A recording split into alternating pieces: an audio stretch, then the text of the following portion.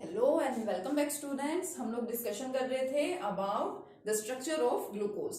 हम लोग डिस्कस कर चुके थे कि जो ग्लूकोज है that is of two types, alpha glucose and beta glucose, and the only difference between alpha and beta glucose is in the position of the OH group. If OH group is present on the right side, then it will be the alpha glucose, and if OH group is present on the left side, then it will be the beta glucose.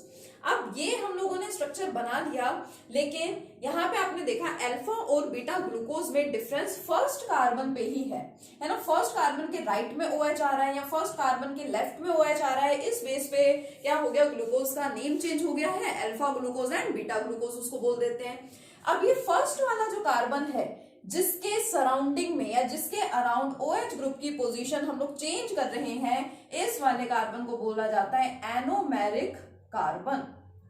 Okay, this carbon is known as an anomeric carbon. The first carbon present in the glucose, which was initially the aldehyde carbon, is known as the anomeric carbon. और जो alpha and beta form बन रही है, अब मैंने इसका alpha का structure भी आपके सामने यहाँ पे बना हुआ है और मैंने इसका बीटा वाला स्ट्रक्चर भी आपको बना करके दिखाया था। बीटा वाले स्ट्रक्चर में क्या है, जस्ट लेफ्ट में OH है एंड राइट में कौन है, H है।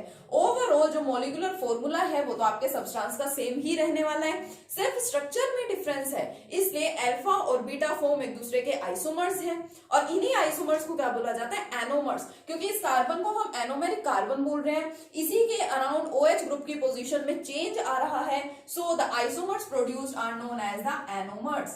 जो अल्फा एंड बीटा फॉर्म है, the alpha and beta form of glucose, glucose की अल्फा एंड बीटा फॉर्म को ही हम लोग क्या बोलते हैं, एनोमर्स बोलते हैं।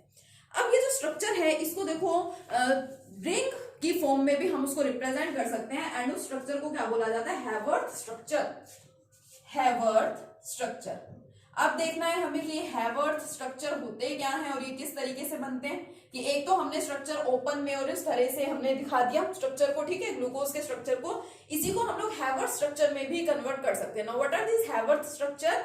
ग्लूकोज का स्ट्रक्चर बना दिया जाता है एक रिंग की तरह से। जैसे हम लोग 6 मेंबर्ड रिंग बनाते हैं, 5 मेंबर्ड रिंग बनाते हैं, 6 मेंबर्ड रिंग लाइक हमारी बेंजीन हो गई, साइक्लोहेक्सेन हो गए। इसी तरह से हमारे पास एक रिंग होती है, देखिए ऐसे, ये सेंटर में ऑक्सीजन, इस तरह से, ठीक है। कॉर्नर्स जो है, कॉर्नर आपको पता है कि कार्बन आइटम को रिप्रेजेंट करते हैं, ठीक है। इसको थोड़ा सा स्ट्रेट बना दीजिए, जैसे हम लोग बेंजीन बनाते हैं, सेम वैसा स्ट्रक्चर है। डिफरेंस क्या है कि इधर कार्बन नहीं है, कौन है, ऑक्सीजन है। तो 1 2 3 4 एंड 5 कार्बन आइटम्स यहाँ पे आ रहे हैं और इधर इस तरह से प्रेजेंट होते हैं आपके double bonds. This is known as your structure known as pyrene, ठीक है। पायरेन या पायरान इसको बोल दिया जाता है, ये स्ट्रक्चर है। और इसी स्ट्रक्चर से रिलेटेड जो हमारा अल्फा ग्लूकोज है एंड बीटा ग्लूकोज है उसको बनाया जाता है। कैसे बनाते हैं? ये रिंग देखो सीधी है, इसको इस तरह से हॉरिजॉन्टल कर दो, वर्टिकल है इसको हॉरिजॉन्टल कर दो। ये सोच लीजिए खड़ी है, इसको लिटाना है आपको, ठीक है। क्या कर देंगे, इसको ऐसे दिखा दो, ये बन गया आपका, ये ऑक्सीजन आ गया है एंड दिस वन। अब यहां हम लोग डबल बॉन्ड्स नहीं दिखाएंगे, क्यों? क्योंकि हमें यहाँ पे कार्बन आइटम्स जो प्रेजेंट है उन कार्बन आइटम्स के साथ तो ग्लूकोज में बॉन्ड्स है, ठीक है। बॉन्ड्स ऑलरेडी बने हुए हैं तो हमें तो यहाँ पे बॉन्ड्स को दिखाना है। तो देखो, it is a first carbon, ठीक है, ये आपका फर्स्ट कार्बन है। It is your second carbon, third carbon, fourth carbon and fifth carbon. यहाँ पे टोटल आपको 6 कार्बन दिखाई दे रहे हैं, तो उन कार्बन को अरेंज कैसे करना है अभी सीखते हैं उसको, ठीक है। ये आपका कार्बन है, देखो फर्स्ट वाला जो कार्बन है यहाँ पे ऑब्वियसली इसने बॉन्ड बना रखा है। किस किस के साथ बॉन्ड बना रखा है? अगर मैं आपको कहूं टू रीड दिस स्ट्रक्चर, तो आप इस स्ट्रक्चर को कैसे रीड करेंगे? HOH, HOH। सबसे पहले जो लेफ्ट में लिख रखा है आप उसको बोलेंगे, और जिसको आप पहले बोलेंगे उसी को आपको यहाँ पे पहले बनाना है, ऊपर बना करके दिखाना है, like H and OH। It is your first carbon, और फर्स्ट कार्बन ने जिसके साथ बॉन्ड बना रखा है वो आपने यहाँ दिखा दिया। Now what about the second carbon atom? Again HOH, third carbon atom OH, H, fourth carbon atom again H and OH। Now what about fifth carbon? देखो यहां तक हम लोग लिख चुके हैं, ये 4 कार्बन आइटम तक हम लोग अरेंज कर चुके हैं, ठीक है। ये नंबर्स दिखाने आपको जरूरी नहीं है, कार्बन आइटम्स मैंने जस्ट आपको एक्सप्लेन करने के लिए यहाँ पे बताया, इसको हटा दीजिए। ठीक है, अब बचा क्या है, सिर्फ H एंड CH2OH। तो रूल क्या कहता है कि ये जो बड़ा वाला ग्रुप है इसको आप कहां दिखा देंगे, ऊपर दिखा देंगे, क्योंकि हमारे 5th कार्बन के साथ हमें हाइड्रोजन को अटैच करके दिखाना है। ठीक है, और इसके ऊपर ही डायरेक्ट यहाँ पे कौन सा कार्बन आता है, आपका 6th कार्बन, और H आ जाता है यहाँ पे। ठीक है, रूल की तरह से ध्यान रख लीजिए। जस्ट याद रखने का तरीका है कि जो आपका बड़ा वाला ग्रुप बच गया है वो आ जाता है ऊपर, छोटा वाला आ जाता है नीचे। तो ऑक्सीजन देखिए, ऑक्सीजन ने किस किस को कनेक्ट कर रखा था, 1st और 5th कार्बन को। तो यहाँ देखिए ये ऑक्सीजन है आपकी, ये आपका 1st कार्बन, तो ऑक्सीजन देखो 1st कार्बन के साथ अटैच्ड है, कनेक्टेड है, and here with 5th carbon. ठीक है, तो आपका स्ट्रक्चर बन गया। Now this form is known as the alpha form, और ये वाला जो स्ट्रक्चर ऑब्टेन है, बना है, वो कहां से बना है, पायरेन से बना है। So it's name is alpha glucopyranose, alpha glucopyranose. ठीक है, इस वाले स्ट्रक्चर का नाम क्या है, अल्फा ग्लूकोपायरेनोज। और डी आप इसको मेंशन करते हैं तो आप इसको ऐसे भी बोल सकते हैं, अल्फा डी, पॉजिटिव भी यूज किया जाता है इसके लिए, आपको पता है, ग्लूकोपायरेनोज। ये तो अल्फा वाले की बात हो गई। अगर बीटा बनाएंगे तो मैंने आपको बताया कि बीटा में डिफरेंस कहां होगा, सिर्फ 1st कार्बन एटम में, उसमें OH इस साइड प्रेजेंट होगा, H वहां प्रेजेंट होगा। लास्ट वीडियो में मैंने स्ट्रक्चर बना के भी दिखाए थे। ठीक है, आपको ध्यान होगा। तो जस्ट इसमें आपको क्या चेंज करना है, इसमें आप OH ऊपर दिखा दीजिए और H नीचे दिखा दीजिए। किसका स्ट्रक्चर बन जाएगा आपका, बीटा डी पॉजिटिव ग्लूकोपायरेनोज का आपका बन जाएगा स्ट्रक्चर। ये तो हो गया आपका अल्फा वाला। और अब मैं देखिए बना करके दिखा देती हूँ बीटा वाला स्ट्रक्चर। ठीक है, इन स्ट्रक्चर्स को जब हम बना रहे हैं, इन स्ट्रक्चर्स को क्या बोला जाता है, हैवर्थ स्ट्रक्चर। देखिए ये बनेगा इस तरह से। ठीक है, बन गया। It is your 1st carbon, 2nd, 3rd, 4th and 5th. The difference lie only here. OH will be above and H will be this side below. Okay, again now H, OH, OH, H, H, OH, and here again CH2OH, H. Now this is your beta form of glucose. So it is known as the beta D positive glucopyranose. ठीक है, हो गया ये आपका structure. Now these alpha and beta forms are isomers of each other. दिख रहा है difference कहाँ है, इनके स्ट्रक्चर्स में डिफरेंस है, और बाकी मॉलिक्यूलर फॉर्मूला यहाँ पे सेम है। And these forms of glucose is known as the anomers. इसी फॉर्म को हम लोग क्या बोलते हैं, यहाँ पे एनोमर बोलते हैं। तो यहाँ हम लोगों ने स्ट्रक्चर कंप्लीट कर लिया है ग्लूकोज का। अगर आपको ग्लूकोज का स्ट्रक्चर बनाना आ गया है तो फ्रक्टोज का स्ट्रक्चर बनाना कोई डिफिकल्ट नहीं है। फ्रक्टोज का स्ट्रक्चर भी इन्हीं पॉइंट्स पे बनाया जाता है, इन्हीं स्टेप्स पे बनाया जाता है। But before discussing the structure of fructose we will define और we will describe here the properties of the glucose. की ग्लूकोज जो है इसके प्रिपरेशन हम देख चुके थे लास्ट लेक्चर में, लास्ट वीडियो में। अब हम इसकी कुछ प्रॉपर्टीज देखेंगे। ठीक है, so let's start the properties of the glucose. Yes, अब हम लोग डिस्कस करेंगे the properties of the glucose, और उसी को ही हम क्या बोलते हैं, justification of structure of the glucose. मतलब जब हम लोग ग्लूकोज की प्रॉपर्टीज को डिस्कस करेंगे, उन प्रॉपर्टीज से ही ग्लूकोज का स्ट्रक्चर भी क्या हो जाएगा, जस्टिफाई हो जाएगा। जस्टिफिकेशन मींस कि आपको पता लग जाएगा कि जो ग्लूकोज है उसमें आपने जो एल्डिहाइड ग्रुप दिखा रखा है वो सही ग्रुप है।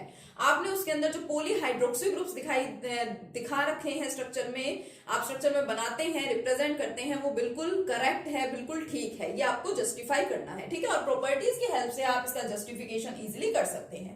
तो फर्स्ट प्रॉपर्टी तो हम इसके मॉलिक्यूलर फॉर्मूला की ही बात करते हैं। तो molecular formula of the glucose is C6H12O6। We all know very well about this. अच्छा, उससे पहले देखिए जो आपको ग्लूकोज है, मैंने आपको बताया था ग्लूकोज इज एल्डोहेक्सोज। ग्लूकोज को हम लोग क्या बोलते हैं, एल्डोहेक्सोज बोलते हैं। अब एल्डोहेक्सोज इसको क्यों बोला जाता है, एल्डो का मतलब देखिए ग्लूकोज जो है, ठीक है, ग्लूकोज लास्ट में OSE लग रहा है, जो हमारा OSE है, this word represent the sugar. OSE का मतलब क्या है, शुगर होता है। अब जिस कार्बोहाइड्रेट के अंदर आपका एल्डिहाइड ग्रुप प्रेजेंट होता है, उस वाले कार्बोहाइड्रेट को क्या बोला जाता है, एल्डोज बोला जाता है। जिस कार्बोहाइड्रेट में एल्डिहाइड ग्रुप प्रेजेंट होता है उसको क्या बोलते हैं, एल्डोज बोलते हैं। और जिसके अंदर कीटोन होता है उसको क्या बोलते हैं, कीटोज बोलते हैं। Aldose and ketose. अब जरूरी नहीं है कि जो आपके कार्बोहाइड्रेट्स हैं उसके अंदर 6 ही कार्बन एटम्स होने जरूरी हैं। उसके अंदर 3 कार्बन एटम्स, 4 कार्बन एटम्स, कितने भी कार्बन एटम्स वहां पे प्रेजेंट हो सकते हैं। तो अगर मान लीजिए कहीं पे प्रेजेंट है 3 कार्बन एटम्स, तो उसको हम क्या बोलेंगे, ट्राईओज। अगर आपके पास कोई कार्बोहाइड्रेट है जिसमें 3 कार्बन एटम प्रेजेंट है तो कार्बोहाइड्रेट मीन शुगर, शुगर के लिए हम लोग रिप्रेजेंट करते हैं ओज, और 3 कार्बन एटम है तो उसको बोल देते हैं ट्रायोज। कहीं पे 6 कार्बन एटम्स होंगे तो उसको क्या बोल देते हैं, हेक्सोज बोल देते हैं। ये भी एक तरह से टाइप्स ऑफ मोनोसेक्राइड्स में आ जाता है। मोनोसेक्राइड की भी बहुत सारी टाइप होती हैं। 3 कार्बन एटम से स्टार्ट हो जाते हैं आपके मोनोसेक्राइड। तो देखिए लिखते कैसे हैं कि अगर आपके पास कोई मोनोसेक्राइड है जिसके अंदर सपोज 3 कार्बन एटम्स प्रेजेंट है और साथ में आपका एल्डिहाइड ग्रुप वहां पे प्रेजेंट है, तो उसका नाम क्या होगा। देखो एल्डिहाइड के लिए क्या लिखते हैं, एल्डो, 3 के लिए क्या लिखते हैं, ट्राई, और बार बार इसके साथ भी ओज, इसके साथ भी ओज लगाने की जरूरत नहीं है, एक ही बार लास्ट में लगाते हैं, एल्डो ट्रायोज। इसी हिसाब से हमारे पास जो हमारा ग्लूकोज है C6H12O6, ये जो ग्लूकोज है इसके अंदर आपको पता है कि एल्डिहाइड ग्रुप एग्जिस्ट कर रहा है, एल्डिहाइड ग्रुप प्रेजेंट है, so it is Aldo, 6 carbon atoms है यानी हेक्स एंड ओस, एल्डो हेक्सोस। जो हमारा फ्रक्टोज है, fructose molecular formula is same C6H12 and O6, but मैंने आपको बताया डिफरेंस क्या है, that fructose contains the ketonic group, ketone group है इसमें लेकिन कार्बन एटम 6 ही है, तो इसको क्या बोलते हैं, इसको बोलेंगे कीटो हेक्सोस। तो बड़ा सिंपल सा है, तो इसको भी आप ध्यान रखेंगे। तो जो हमारा ग्लूकोज है, glucose is also known as the aldohexose, और एल्डोहेक्सोज तो है ही बट इसको डेक्सट्रोज भी बोला जाता है। क्यों बोलते हैं dextrose, ose stands here for the sugar, means carbohydrate को रिप्रेजेंट कर रहा है, एंड डेक्स्ट मींस क्या है कि this substance is dextrorotatory, means it converts the या it rotates the plane of polarised light towards right side. ठीक है, तो ये आपको ध्यान रखना है। अब इसके स्ट्रक्चर की जस्टिफिकेशन कैसे करें या इसकी प्रॉपर्टीज कैसे पढ़नी है, फर्स्ट इसका मॉलिक्यूलर फॉर्मूला हम लोगों ने यार पढ़ लिया, देख लिया, C6H12O6 होता है। अब सेकंड देखिए, अगर कोई सब्सटेंस आपके पास प्रेजेंट है तो उसकी केमिकल प्रॉपर्टी में आप लोग ऑक्सीडेशन को भी पढ़ते हैं। ऑक्सीडेशन करवाया जाता है in the presence of oxidising agent, ये आपको अच्छे से पता है। और 2 टाइप के ऑक्सीडाइजिंग एजेंट्स होते हैं हमारे पास में, एक होते हैं mild oxidising agents means weak oxidising agents, और एक होते हैं स्ट्रॉन्ग यानी कि पावरफुल ऑक्सीडाइजिंग एजेंट्स। तो हमारे पास जो ग्लूकोज है उसका अगर आप कराते हैं ऑक्सीडेशन, अगर आप वीक ऑक्सीडाइजिंग एजेंट के प्रेजेंस में कराते हैं तो कुछ और प्रोडक्ट बनेगा, और अगर स्ट्रॉन्ग ऑक्सीडाइजिंग एजेंट ले लेते हैं तो कुछ और प्रोडक्ट बनेगा। क्या होगा देखिए, ग्लूकोज को हम जनरली कैसे रिप्रेजेंट कर देते हैं, CHO। अब जो नेक्स्ट हमारे पास 4 कार्बन एटम्स है, सभी में H एंड OH ग्रुप तो प्रेजेंट है ही, तो इसको शॉर्ट फॉर्म में लिख देते हैं CHOH, कि 4 हमारे पास जो नेक्स्ट इसके बाद कार्बन एटम्स है उसमें कार्बन के साथ hydrogen and OH group present है, तो 4 ग्रुप है यहाँ पे लिख दिया, एंड लास्ट वाला क्या हो गया, CH2OH, it is our glucose. अब हमें कराना है इसका ऑक्सीडेशन। अब ये पॉइंट हमेशा माइंड में रख के चलें कि हर एक सब्सटेंस हर किसी के साथ रिएक्शन शो करे ऐसा जरूरी नहीं है। ग्लूकोज जो है वो माइल्ड ऑक्सीडाइजिंग एजेंट के साथ रिएक्ट करेगा, मींस उसकी प्रेजेंस में ऑक्सीडेशन शो करेगा, लेकिन इसका मतलब ये बिल्कुल नहीं है कि वो हर टाइप के माइल्ड ऑक्सीडाइजिंग एजेंट के साथ रिएक्शन शो करेगा। ग्लूकोज की कैपेसिटी क्या होती है कि it reacts with the bromine water, ये हमारा वीक यानी कि माइल्ड ऑक्सीडाइजिंग एजेंट है, इसके अलावा और किसी ऑक्सीडाइजिंग एजेंट के साथ ये ऑक्सीडेशन की प्रोसेस शो नहीं कर रहा है। अब सिंपल सी बात है, अगर आप इस कंपाउंड की प्रॉपर्टी दिखा रहे हैं तो ये तो एक कंपाउंड है, ग्लूकोज कोई फंक्शनल ग्रुप तो है नहीं, it is a compound which contains 2 different functional groups, aldehyde as well as OH group. तो ये जो कंपाउंड है ये वो सारे रिएक्शन शो करेगा जो एक एल्डिहाइड शो करता है या फिर एक OH ग्रुप शो करता है, क्योंकि कंपाउंड के अंदर ये 2 ग्रुप हैं, तो ऑब्वियसली एल्डिहाइड जो रिएक्शन शो करते होंगे, अब इसके अंदर एल्डिहाइड प्रेजेंट है तो आपका ग्लूकोज भी वो सारे रिएक्शन शो करेगा। OH ग्रुप जो रिएक्शन शो करते होंगे वो सारे के सारे रिएक्शन कौन शो करेगा, आपका ग्लूकोज शो करेगा। तो एल्डिहाइड का ऑक्सीडेशन जब होता है, हमने पढ़ा है एल्कोहल्स का ऑक्सीडेशन कराते हैं तो एल्डिहाइड्स बनते हैं, एल्डिहाइड्स का ऑक्सीडेशन कराते हैं तो क्या बनती है, कार्बोक्सिलिक एसिड्स बनती है। ठीक है, तो यानी एल्डिहाइड जो है वो कन्वर्ट किस में हो जाएगा, कार्बोक्सिलिक एसिड में, तो COOH। अब क्योंकि ये हमारा वीक यानी कि माइल्ड ऑक्सीडाइजिंग एजेंट है तो इसकी सिर्फ इतनी ही कैपेसिटी है या इतनी ही टेंडेंसी है कि ये सिर्फ इसी एल्डिहाइड ग्रुप को चेंज कर सकता है, बाकी कोई ग्रुप्स कहीं पे भी चेंज नहीं होंगे, ये आपके एज इट इज रह जाते हैं, लाइक CHOH का 4 as it is and CH2OH।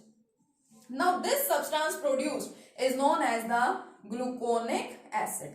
ये जो सब्सटेंस हमारा यहाँ पे बना है, इस सब्सटेंस का नाम क्या है? ग्लूकोनिक एसिड है। पेपर में डायरेक्टली पूछ लिया जाता है कि how glucose is converted into gluconic acid, तो ये आपको यहाँ पे अच्छे से ध्यान रखना है, ठीक है। तो ये हमने यहाँ पे ऑक्सीडेशन डिस्कस किया है माइल्ड ऑक्सीडाइजिंग एजेंट की प्रेजेंस में। रिएक्शंस हमने यहाँ पे स्ट्रक्चर्स डिस्कस किए हैं डिफरेंट टाइप के, ठीक है। नेक्स्ट लेक्चर में हम और प्रॉपर्टीज के साथ कंटिन्यू करेंगे। Okay, thank you.